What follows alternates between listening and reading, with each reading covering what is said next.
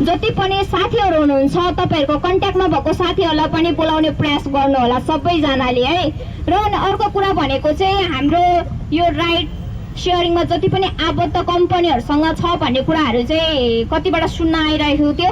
हामी चाहिँ कम्पनीसँग जान लागेको होइनौं, हामी सडकबाट आवाज उठाउने छौं र हाम्रो यो अहिलेको शान्तिपूर्ण विरोध प्रदर्शन कार्यक्रम आजमा मात्र सीमित रहने छैन। सिचुएसन अनुसार हामी चरणबद्ध ढंगबाट अरु कार्यक्रमहरु पनि प्रस्तुत गर्नेछौं। यो तपाईहरुलाई चाहिँ अहिले नै जानकारी गराउन चाह्यौं।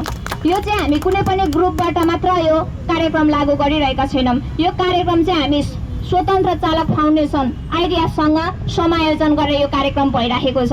हामी ग्रुप मात्र जाँदाखेरि त ग्रुप के हो, यो कहाँबाट आएको भन्ने क्वेशनहरु पनि हामीलाई धेरैचोटि आएको छ, जसले गर्दाखेरि राइड शेयरिङ कम्पनीहरुले हामीसँग वार्तामा बस्न समेत नचाहेको सिचुएसनहरु आएको छ।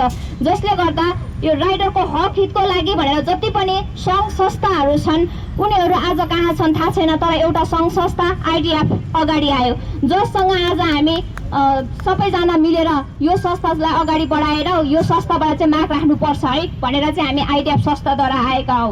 हुन त हामी यो राइड शेयरिङमा जति पनि ग्रुपहरु बनेका छौं सबैजनाले आफ्नो ठाउँबाट आवाज उठाइराख्नु भएको छ, यो हामीलाई अवगत नै छ। त्यसमा हाम्रो पूर्ण समर्थन छ र आगामी दिनमा पनि समर्थन रहिरहनेछ, किनभने यो कुनै पनि